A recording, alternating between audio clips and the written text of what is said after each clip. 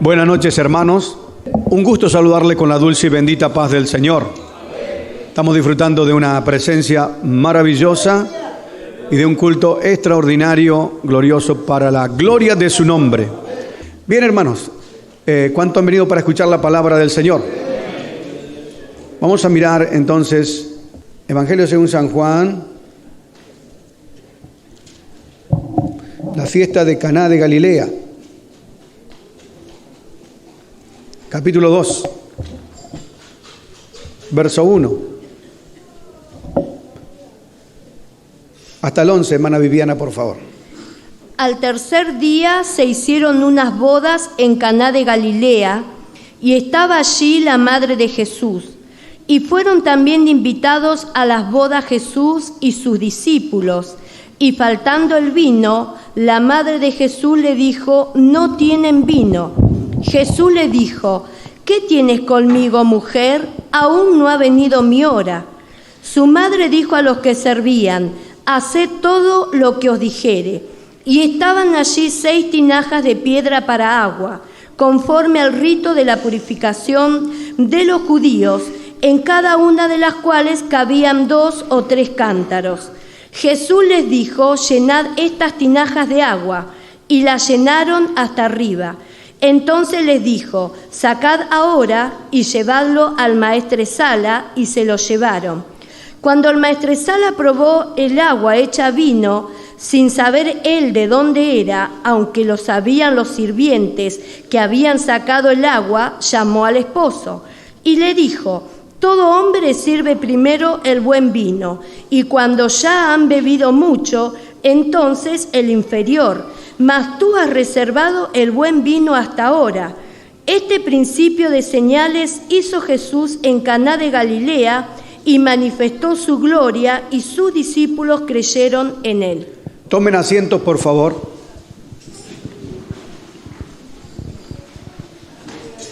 Este principio, dice, de señal hizo Jesús en Caná de Galilea, y que dice, manifestó su gloria. ¿Qué es gloria? Cuando se mueve el poder de Dios, cuando Cristo actúa, cuando Dios hace cosas. Y sus discípulos creyeron en él. Todo milagro tiene una razón, tiene un propósito, es para algo, no es para ensalzar el ego de nadie, sino para la gloria de su nombre. Ahora, hemos escuchado en reiteradas oportunidades algunos comentaristas que dicen que Jesús hizo algunos milagros cuando niño. Una vez creo que leí que estaba jugando con unos pajaritos que había hecho de barro, y de pronto se enojó y dice que los pulverizó, los mató. Y escuchamos de otros tantos milagros que dicen que no están escritos, pero que el Señor hizo en su infancia, hizo en su adolescencia, en su juventud. Pero acá el historiador, por así decirlo, San Juan, que puso las cosas en orden, él dice: este principio, este es el primer milagro que hizo el Señor Jesucristo en el comienzo de su ministerio. Así que si la Biblia, la palabra de Dios, guarda silencio respecto a toda su infancia, adolescencia, niñez y juventud, ¿para qué vamos a inventarle cosas? Conformémonos con lo que ya está escrito, que bien es admirable por el lado que uno lo mire. Así que el primer milagro entonces de nuestro Señor Jesucristo fue aquella boda de Caná de Galilea, donde lo invitaron a él, estaba su madre, y donde se realizó esta fiesta de boda. De ahí se desprende que al Señor le interesa que le invitemos en todos los asuntos nupciales que nosotros tenemos, para bendecir no solamente la fiesta, sino toda la vida de quienes se unen en matrimonio, porque Dios lo aprueba. Al Señor le gusta la fiesta, y el pueblo de Dios no es un pueblo lúgubre, aburrido, ni rutinario, sino que es un pueblo que se deleita, se goza, sabe sonreír, sabe pasarla bien también. Entonces, el Señor fue invitado a aquellas bodas de Caná de Galilea, donde había una multitud de personas que, obviamente, por el casamiento de estas dos personas, que seguramente eran muy queridos, fueron invitados los familiares de Jesús, pero también el Señor Jesucristo mismo. Y allí habría de realizar uno de los milagros más gloriosos como prólogo a un ministerio de maravillas, de señales, de portentos, de sanidades, de todo tipo de milagros. Un milagro es algo que no entra dentro del razonamiento del hombre, que no se puede concretar por el azar, por la casualidad. Un milagro es algo sobrenatural que solamente lo puede hacer Dios. El mundo no puede creer esto, pero nosotros lo vivimos con reiterada frecuencia, milagros que Dios hace en nuestras vidas y que solamente lo entendemos nosotros porque sabemos que nadie lo pudo haber hecho sino solamente Dios. Gloria al Señor. Entonces Jesús fue invitado, dice, 3 días después, comienza diciendo al tercer día. Siempre cuando se habla de tercer día tenemos que saber que hay símbolos en la Sagrada Escritura, y cuando se habla de tercer día, uno recuerda que al tercer día el Señor Jesucristo se levantó de entre los muertos y comenzó la época de la gracia. A partir de ese momento, con el bautismo del Espíritu Santo que vendría 50 días después, se inauguraba, comenzaba, era el prólogo, el comienzo de una etapa gloriosa que nosotros llamamos el día de la gracia, o el tiempo, la dispensación de la gracia, donde cualquiera de nosotros, por más pecador, por más que tenga muchísima culpa, con creer en el Señor Jesucristo y aceptarle de corazón y decirle Señor, en el verdadero sentido de que Él es Señor y Él es Dios, reconocer que Él es Dios, ya nosotros somos salvos, somos perdonados de todos nuestros pecados para vivir entonces la eternidad que no tiene fin, es eterno, con nuestro Señor Jesucristo.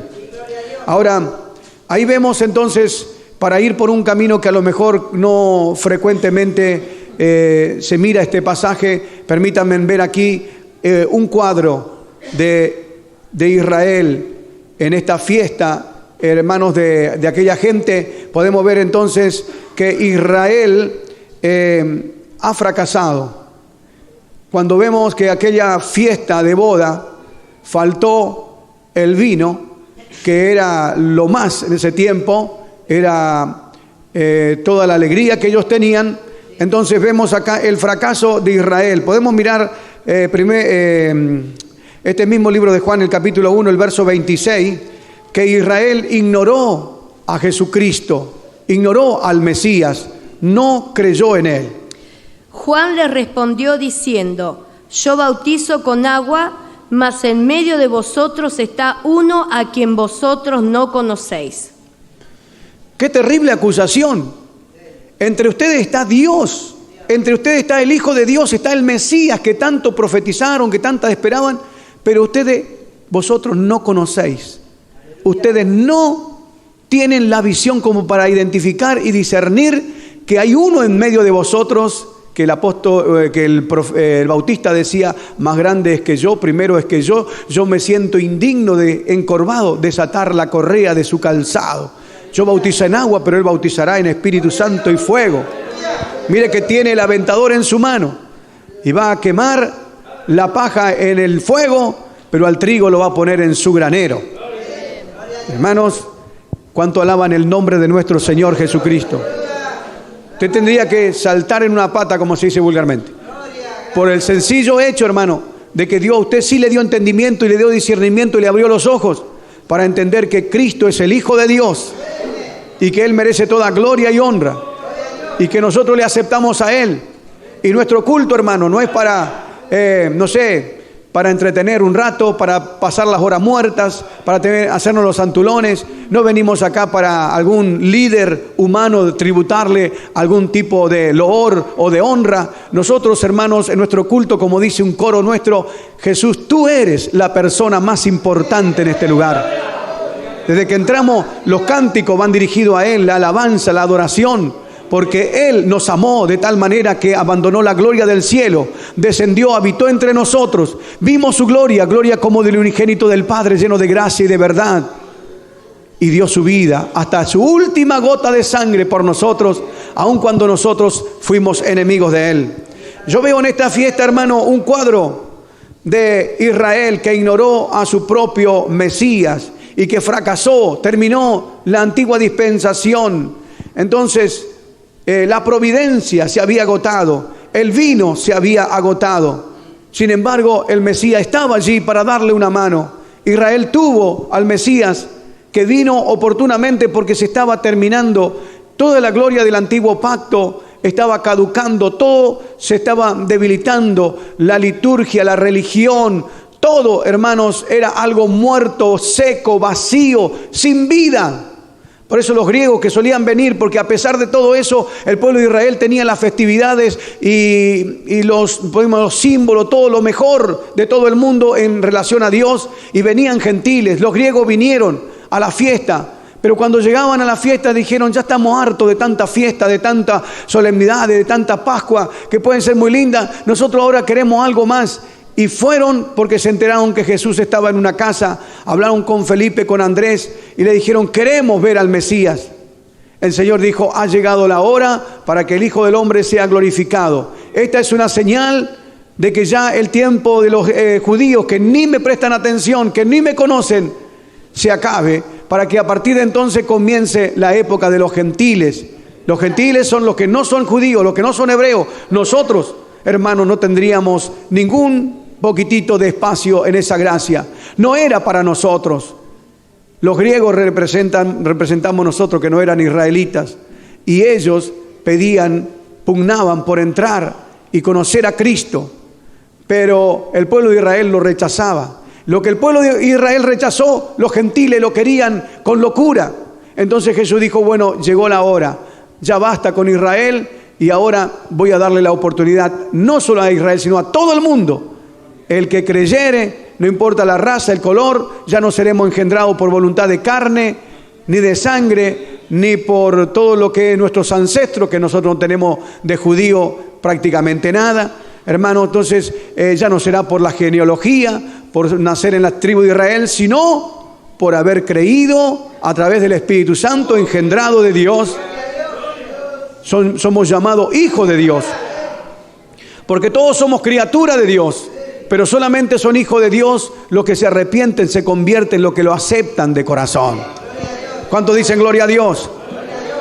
Muy bien, hermano, la provisión se había acabado, el vino se había agotado. En la palabra de Dios, el vino, hermano, siempre fue figura del gozo, de la alegría, de la alabanza, de toda esta maravillosa, extraordinaria, podríamos decir, alegría que tienen los hijos de Dios, que es una alegría diferente al mundo. Entonces, si esta alegría falta, hay que prefabricar otra. Por eso hay iglesias que dicen: bueno, ya no se siente esa vida, ese gozo del principio. ¿Qué podemos hacer? Tenemos que... Y bueno, entonces se usa la alegría barata. Y vamos a hacer el trencito y vamos a bailar, traigamos un payaso, traigamos un showman, que el showman es uno que hace reír a los demás. Hagamos un entretenimiento, vamos a divertirnos, vamos a pasarla bien. Y es una alegría igual que la que teníamos antes. ¿Se acuerdan cuando hacíamos los cumpleaños, las festividades? Que ahí estábamos, nos embriagábamos, qué sé yo. El otro bailaba con la escoba, y bueno, el otro se paraba arriba de la mesa y hacía payasada, y nos contábamos chiste verde y todas esas cosas. ¿Se acuerda de todo eso, hermano? Después terminamos todos peleados. Unos líos bárbaros. Pero esa es una alegría de según el mundo, que necesita de esas cosas. Pero nosotros no necesitamos echar mano, hermanos, a todo lo artificio, a toda la alegría barata de la cual salimos una vez. Hermanos, es un gozo que dice: el gozo del Señor es nuestra fuerza, es nuestra fortaleza. Hermanos, tenemos luchas, pruebas, pero nadie nos quita eso que hay adentro, que hay como una sinfonía, como un cantar. Hermano, a veces hasta lágrimas están por nuestras mejillas, pero nosotros levantamos la mano y adoramos al Señor. Hay una alegría que lo sentimos, que es inexplicable. No se puede expresar con palabras, es la alegría que siente el pueblo de Dios. Cuando cantamos los himnos, cuando levantamos nuestras manos adorando al Señor, cuando brota de nuestros corazones una alabanza que sube al cielo, y cuando se nos estremece toda la piel al sentir que el Espíritu Santo se está moviendo, cuando un niño se sana, cuando un matrimonio soluciona sus problemas, cuando un borracho deja la bebida, cuando un adicto comienza a ser transformado por el poder del Señor. Ese gozo, esa alegría que vivimos nosotros, que no necesitamos estar emborrachados o drogados, no necesitamos, hermano, de ningún otro andamiaje del mundo para alegrarnos. Nos alegramos porque Él está con nosotros y está dentro de nosotros por su Espíritu Santo. Esa es la alegría. Oh, gloria a Dios. El versículo 3 de este mismo capítulo, ¿qué dice? Y faltando el vino, la madre de Jesús le dijo, no tienen vino. Faltó el vino, faltó la alegría. Esto es un símbolo, es una figura. Israel, hermano, ya no tenía más alegría, no tenía gozo. Podemos ver, hermanos, que habían ahí unas tinajas. Está en el versículo 6. Léalo. Y estaban allí 6 tinajas de piedra para agua, conforme al rito de la purificación de los judíos, en cada una de las cuales cabían 2 o 3 cántaros. Marcos 7:3 puede ser también. Las 6 tinajas para agua que estaban allí eran para la purificación ceremonial. Porque los fariseos y todos los judíos, aferrándose a la tradición de los ancianos, si muchas veces no se lavan las manos, no comen. 6 tinajas de piedra, 6 tinajas que estaban vacías. Eso, hermano, era para la purificación ceremonial, rituales que los hebreos tenían. Ahora, note este detalle, hermanos.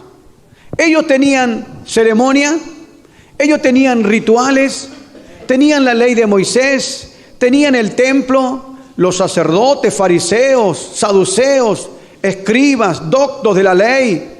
Tenían, hermano, todo. Usted lo miraba y decía, qué tremendo. Unos gorros, unas filacterías colgando los textos de la Biblia, unos vestidos largos. Era una cosa impresionante ver la fiesta que ellos tenían. Hermano, la purificación, los rituales, todo. Pero le faltaba el vino. El vino no es aquel que usted se emborrachaba, tal vez levantando el codito en otro tiempo. El vino, hermano, es una figura del gozo, como dijimos, de la alabanza, de la alegría, de saber que Él está en nuestros corazones. ¿Y de qué sirve, hermano? Tener religiosidad, tener personería jurídica, número de identidad de bien público, registro de culto, tener una trayectoria, un hermoso templo, tener las mejores Biblias, tener, hermanos, un coral hermoso, tener todo lo que puede ser, hermano, un culto. Pero si falta la llama del Espíritu Santo ardiendo en el altar, no sirve para nada. Todo es hueco, todo es vacío, es una alegría temporal, transitoria de la carne. Créeme, mujer, que el que bebe de esta agua no volverá a tener sed, sino que será en él una fuente de agua de vida que fluye para vida eterna. Hermano, mucha gente tiene religión, mucha gente tiene todo, digamos, lo material, los aparatos, los artefactos, puede tener de todo. Pero si no siente la presencia del Señor, hermano, nosotros tenemos que cuidar esta gloria, que nosotros en nuestros cultos sentimos que el Espíritu Santo está. Tenemos que cuidar, hermano, porque a veces sale alguien que ni viene de una facultad teológica, no viene de un seminario bíblico, quizá no tiene gran trayectoria en estas cosas, aunque no estoy en contra de eso. Es bueno estudiar y aprender porque eso nos da sabiduría. Pero quiero decir que hay momentos que hay gente que es tomada por el Espíritu Santo y Dios les abre el entendimiento. Y a veces sube al púlpito y comienza a hablar misterio y uno queda asombrado y dice, ¿de dónde sacó tanta sabiduría este hermano? ¿A qué seminario fue? ¿De dónde salió? Oh, hermanos queridos, pero cuando viene la palabra de Dios a su vida, el Espíritu Santo redarguye, toca y nos sana y nos levanta y nos fortalece. No es palabras de humana sabiduría, sino del poder de Dios. Hermanos, que Dios nos guarde, que nuestros cultos no sean un ritual seco y muerto. Hermano, donde a veces nosotros programamos todo de una manera y no le damos lugar al Espíritu Santo. Pues, hermano, tenemos que tirar a veces nuestro bosquejo y hablar lo que el Espíritu Santo nos da. Por eso es bueno que tú hagas un bosquejo, pero dale siempre esa posibilidad de que el Espíritu Santo haga como Él quiere. Dios quiere trastocar nuestros cultos y darnos un culto más largo. ¿Cuál es el problema? Hermano, si Dios quiere tomarte en danza espiritual, tal vez no diga esa danza que a lo mejor haga 2 pasitos para allá y 3 para acá. Bueno, esa es una manera. Pero hay danza cuando el Espíritu Santo toma a alguien. O el Espíritu Santo te hace levantar tu mano hablando en lengua para entregar un mensaje en profecía, hermano. ¿O acaso no hemos sentido que se nos ponía la piel de gallina cuando el Espíritu Santo tomaba a alguien y se manifestaba? Entonces, hermano, tenemos que permitir que nuestras vidas no sea, nuestro culto no sea un ritual seco, aburrido, rutinario, algo simplemente con todo lo artificio, pero con la ausencia del fuego que arde permanentemente en el altar. Yo prefiero estar en un culto bajo un árbol, hermano, pero sintiendo la presencia del Señor, que estar en una gran catedral y sentir el frío sepulcral de los muertos, de los cadáveres vivientes, que no sienten, que no lloran, que no hablan lengua, que no reciben la promesa del Espíritu Santo. Eso, cuando estamos en estos cultos, hermanos, cuando hay hermanos que cuentan que Dios los sanó, que los salvó, que arregló su vida, eso para nosotros y para todos los hijos de Dios es la gloria del Señor. Las 6 tinajas estaban allí para la purificación ceremonial. Ceremonias rituales, pero le faltaba el gozo, el vino. Podemos mirar el Salmo 104, verso 15, que la Biblia nos enseña que la alegría o que el vino, hermano, tiene que ver con la alegría, con el gozo del Señor. Y el vino que alegra el corazón del hombre, el aceite que hace brillar el rostro. Veo que la Biblia dice el vino que alegra el corazón. Está hablando en sentido espiritual, porque la palabra de Dios hay que discernirla espiritualmente. Hay una alegría, hermanos, en nosotros. La gente de afuera dice, pero este evangélico gana igual que yo. Compra en los mismos supermercados cosas que compro yo. El tipo también a veces tiene que hacer cola, a veces se le enferma, a veces se resfría, todo. Igual que nosotros, pero hay algo distinto en ello. Vos lo ves que no están alterados, no están con la cara larga, no se están quejando, no se están peleando entre ellos. Ellos cantan, ellos alaban al Señor, ellos tienen una paz extraña. Oh, gloria a Dios. Usted no se da cuenta, pero usted llama la atención en el barrio. Usted no se da cuenta, pero usted es distinta, hermana. Hay algo diferente en usted.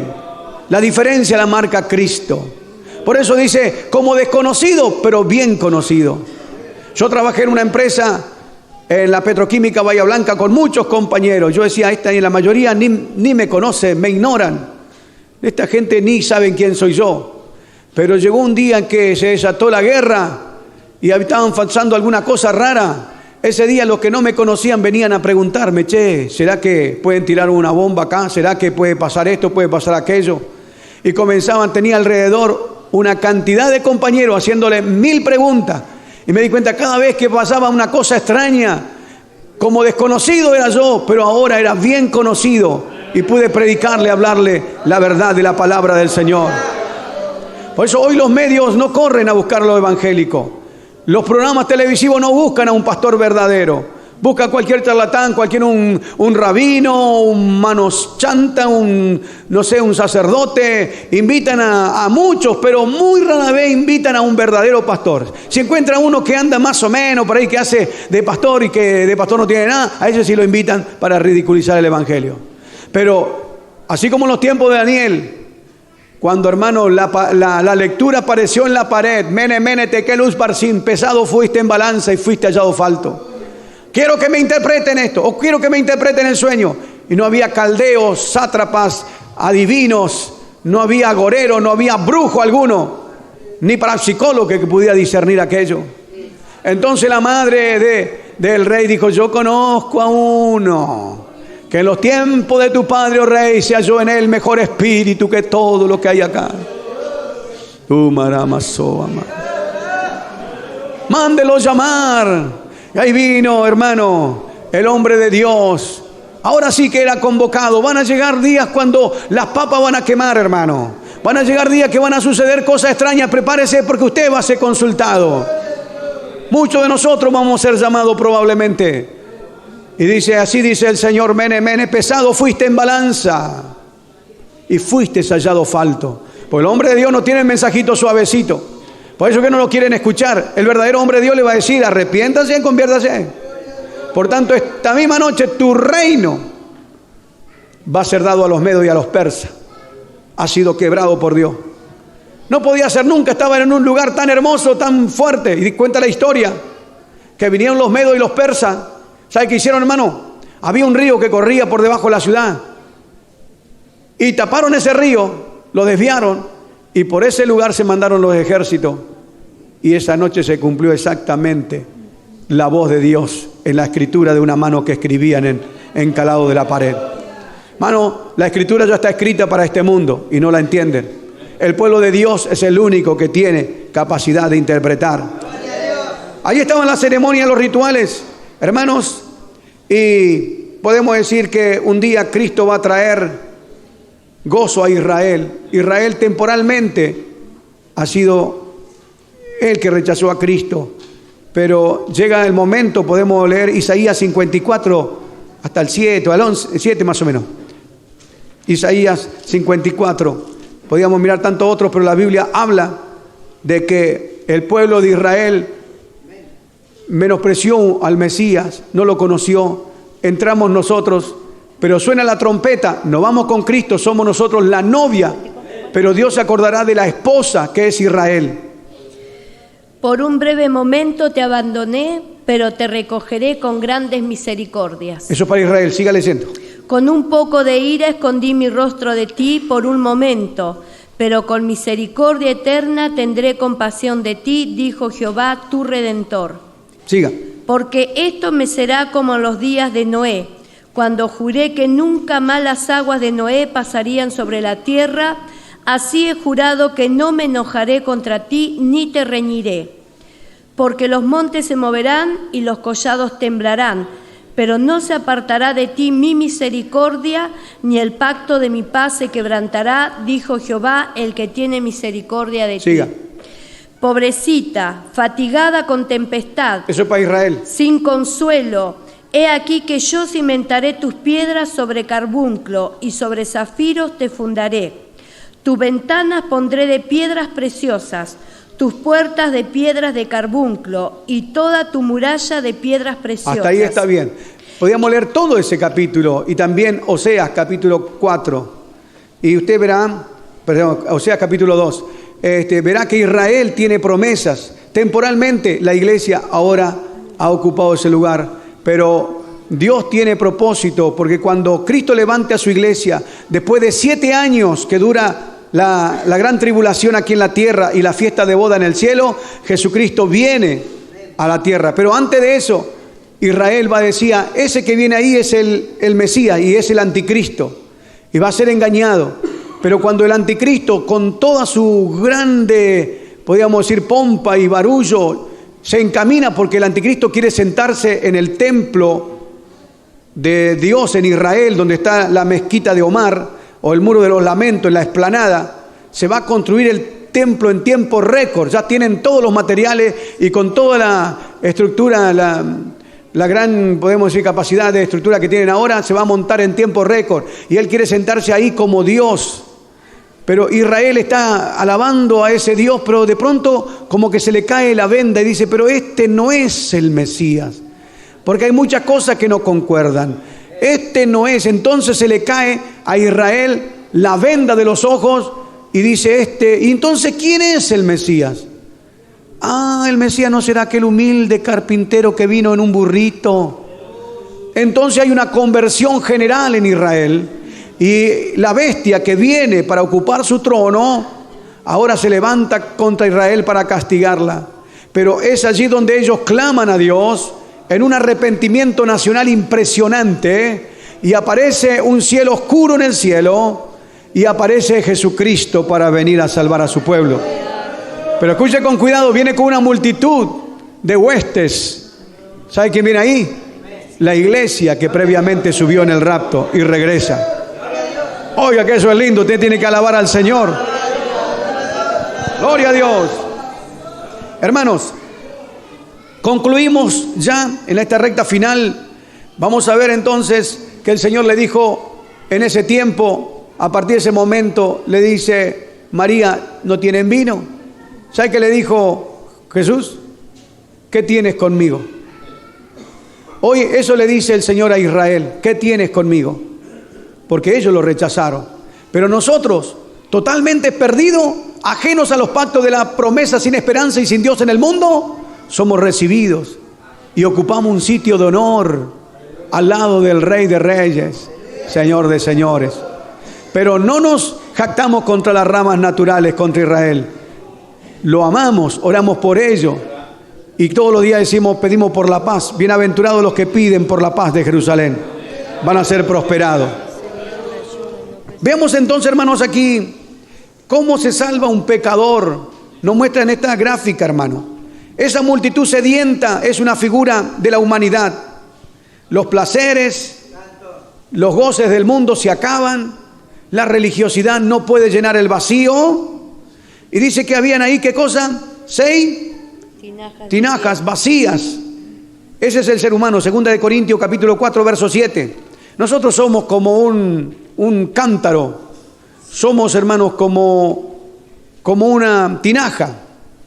Pero tenemos este tesoro en vasos de barro, para que la excelencia del poder sea de Dios y no de nosotros. Nosotros somos, hermanos, un cántaro vacío hasta el día en que Cristo nos llene. Dice Efesios capítulo 5, verso 26, que dice que María le dijo a los sirvientes: haced todo lo que Él os mandare. ¿No dijo así? María, la madre del Señor Jesucristo, no dijo: yo soy la madre, así que obedezcanme a mí. No, hagan lo que Él mandare. En otra parte dijo: la sierva del Señor, hablando de ella, necesita un Salvador. Para santificarla, habiéndola purificado en el lavamiento del agua por la palabra. ¿Con qué llenamos los sirvientes aquellas tinajas vacías? ¿Con qué? ¿Y qué es la palabra? Perdón, el agua. La palabra, ya lo dijimos. Y lo dijo el texto. La palabra es figura, hermano, del agua que lava. Ahora, ¿cómo se salva un pecador? ¿Cómo se salva un alma? Cuando le llenamos de palabra de Dios. ¿Está comprendiendo? Hermano, un consejo: use la palabra, apréndala, escríbala, memorícela. Nosotros no salvamos a la gente. No somos ninguno de nosotros salvadores. Jesucristo es el Salvador. Dios es el que la salva, el que la trae, la anota. La iglesia oraba y Dios añadía a los que habrían de ser salvos. Pero nosotros contribuimos, somos instrumento en la mano del Señor. Y cuando hablamos esta palabra, ¿qué dice? Así, ¿qué tiene que ver la paja con el trigo? ¿No es mi palabra como fuego y como martillo que quebranta la roca? Envió Dios su palabra y los curó. Así será mi palabra que sale de mi boca. No volverá a mí vacía, sino que hará todo lo que yo quiero y será prosperada en aquello para la cual yo la envié. Si tiene literatura, hace un tratado con la palabra. Tiene un programa de radio, predica la palabra. Escribí una canción, hacela con la palabra. Tus hijos están rebeldes, metele la palabra. Familiares, vecinos que quieren saber algo, hablale la palabra. Aunque se enoje y no le guste, esa palabra tiene poder. Esa palabra no volverá vacía, producirá tarde o temprano. No te preocupes las condiciones, el tiempo, cuándo. Dios lo sabe. Nosotros, nuestro deber como siervo del Señor es llenar los cántaros de la palabra. Después el Espíritu Santo le va a recordar: instruye al niño en su camino, que aun cuando fuere viejo no se olvidará, no se apartará de él. Que de la niñez aprendiste las escrituras, las cuales te pueden hacer apto para la vida eterna. Entonces, hermanos, esta Biblia que tenemos nosotros no es para un arte decorativo, es para leerla, es para comerla, es para digerirla y preguntarle: Señor, revélame, muéstrame, y transmitir la palabra del Señor a todos, que ese es el poder más grande, la palabra del Señor. Así que le dice María: hagan lo que Él mande. Eso es obediencia. Y los siervos fueron y trajeron el agua y lo pusieron en las tinajas que estaban vacías. Y llenada de agua la palabra, podemos mirar Juan capítulo 15, verso 13, a ver qué dice. ¿O no ese es el pasaje? Bueno. No. Nosotros debemos dar la palabra y después dejemos que el Señor haga la obra. Pues el que sí vamos a mirar es Hechos capítulo 8, verso 26 al 40. La palabra convierte la amargura en gozo. Un ángel del Señor habló a Felipe diciendo: levántate y ve hacia el sur por el camino que desciende de Jerusalén a Gaza, el cual es desierto. Entonces él se levantó y fue. Y sucedió que un etíope eunuco funcionario de Candace, reina de los etíopes, el cual estaba sobre todos sus tesoros y había venido a Jerusalén para adorar. Volvía sentado en su carro y leyendo al profeta Isaías, y el Espíritu dijo a Felipe: acércate y júntate a ese carro. Acudiendo Felipe, le oyó que leía al profeta Isaías y dijo: ¿pero entiendes lo que lees? Él dijo: ¿y cómo podré si alguno no me enseñare? Y rogó a Felipe que subiese y se sentara con él. El pasaje de la escritura que leía era este: como oveja a la muerte fue llevado, y como cordero mudo delante del que lo trasquila, así no abrió su boca. En su humillación no se le hizo justicia, mas su generación, ¿quién la contará? Porque fue quitada de la tierra su vida. Respondiendo el eunuco dijo a Felipe: te ruego que me digas, ¿de quién dice el profeta esto? ¿De sí mismo o de algún otro?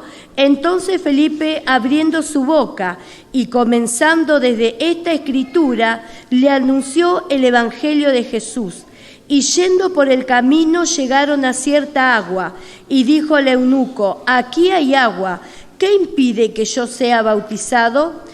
Felipe dijo: si crees de todo corazón, bien puedes. Y respondiendo dijo: creo que Jesucristo es el Hijo de Dios. Y mandó parar el carro, y descendieron ambos al agua, Felipe y el eunuco, y le bautizó. Cuando subieron del agua, el Espíritu del Señor arrebató a Felipe, y el eunuco no le vio más, y siguió gozoso su camino. ¿Siguió cómo, hermano? Gozoso. Triste, amargado. Él tenía hambre de Dios. Él fue a Jerusalén, pero venía vacío. Jerusalén no llenó su corazón. Y a pesar venía con tanta hambre que venía leyendo el profeta Isaías, pero no interpretaba nada, no entendía nada. Yo que a veces leemos y no entiendo ni medio, no sé. Así venía él. Pues dice: ¿cómo entenderán si no hay quien les predique? Por eso nosotros tenemos que aprender, y nosotros los ministros tenemos que ser portadores de la palabra del Señor y interpretar. Entonces, entiende lo que lee. ¿Cómo voy a entender si no hay quien me enseñe?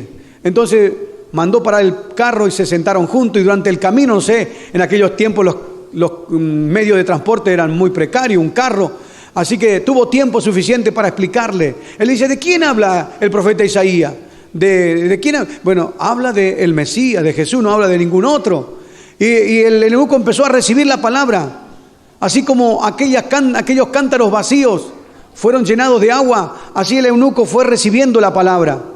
Y dice: aquí hay agua, ¿qué impide que yo sea bautizado? Si crees, bien puede. Bueno, el eunuco Felipe no tuvo que preguntarle si estaba casado o nada, porque eunucos eran hombres que trabajaban en el palacio del rey y eran castrados, no tenían una relación marital con nadie, porque lo tenían los reyes para que no haya adulterio en el palacio, vamos a decirlo así. Lo cierto es, hermanos, que dice: no hay ningún problema, así que bajaron al agua, y ahí muestra que el agua es por inversión. Y Felipe no tuvo ningún problema. A veces decimos: no, vamos a esperar mucho tiempo para bautizarle, que esto, hermano, hay que bautizarle al toque, como dicen los chicos. Cuando alguien quiere bautizarse, cuando alguien entendió, cuando alguien comprendió, Dios le abrió el entendimiento, hay que bautizarlo en el nombre del Señor. Pero, hermanos, el amargado, el vacío, hastiado de rituales, de todo, ahora recibió la palabra, el cántaro se llenó de agua, se bautizó en las aguas, y cuando se levantó, el Espíritu de Dios arrebató a Felipe. Es mejor que los aviones ahora, vuelos aéreos, hermano, lo llevó el Espíritu Santo. El avión de Felipe, decía un hermano, y se lo llevó hasta Azot, donde estuvo predicando. Pero dice que el eunuco siguió en su carro, iba ahora gozoso. Gloria a Dios, aleluya, grande es el Señor, alabanza a Jesús. Iba contento, hermano. ¿Cómo puede ser que hay hermanos que están amargados, tristes? ¿Cómo puede ser, hermanos, que no alaban a Dios, que no tienen fuerza para cantar? Que hay que rogarle: por favor, cante. Hermano, si usted lo hace para Dios, usted tiene que hacerlo de corazón. No importa que la garganta esté media ronca y lastimada. No importa que te hayan pasado cosas, que te hirieron, te lastimaron, hablaron mal de ti, te afrentaron. Hermano, manda todo al cesto de los papeles, esa basura, y levanta tu mano y adora al Señor. Dale gloria al que vive. Hermano, se fue gozoso. El gozo no tiene que terminar. Yo no puedo venir, otra vez al culto, estoy cansado. No puedo hacer la obra del Señor amargado como una obligación. Tengo que hacerlo con deleite, como una iniciativa propia, con un deseo de bendecir su nombre. Oh, gloria al nombre del Señor. Nos ponemos de pie, por favor. En la ley de Moisés se convirtió el agua en sangre, pero en la gracia se convierte el agua en gozo, en vino de la alegría. Hermanos, Dios está queriendo convertir tus amarguras en deleite. Dios quiere quitar toda tristeza, toda angustia. Tú tienes que entender que hay una verdadera fuente de vino nuevo que ha de ministrar tu corazón y tu vida, y vas a ir gozoso como el eunuco en tu camino. Pregunto en esta noche, ¿cuántos quieren aceptar a Cristo? ¿O quieren reconciliarse? ¿O quieren hacer un nuevo propósito con el Señor? Que levanten su mano, por favor. Si hay alguien, queremos orar por usted. Que el Señor le bendiga, señora. Dios bendiga allá atrás las manos que se levantan. Dios bendiga. No me interesa que pase la gente por pasar. Me interesa que pasen porque entendieron la palabra. Porque saben que este es un camino donde no todo es color de rosa. Porque entendieron que es 1.000.000 de veces caminar con Cristo nuestro camino. Con ese gozo, con esa alegría que caracteriza a los hijos de Dios y que es la evidencia de que estamos en Él y que Él está en nosotros. Aquella fiesta terminó con el mejor vino para el final. Y esta noche el mejor vino también el Señor lo deja para este final. Invito a usted que levantó su mano, que venga hasta aquí un segundo paso de fe. Yo quiero orar con los siervos de Dios por usted.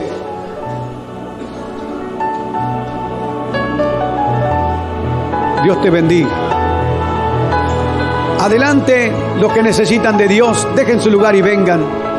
Vamos a orar por ustedes, por favor. Los enfermos también pueden pasar, atribulados, necesitados, con serios problemas matrimoniales, con el vacío en el corazón. Por favor, haga un pasito de fe que vamos a orar por usted.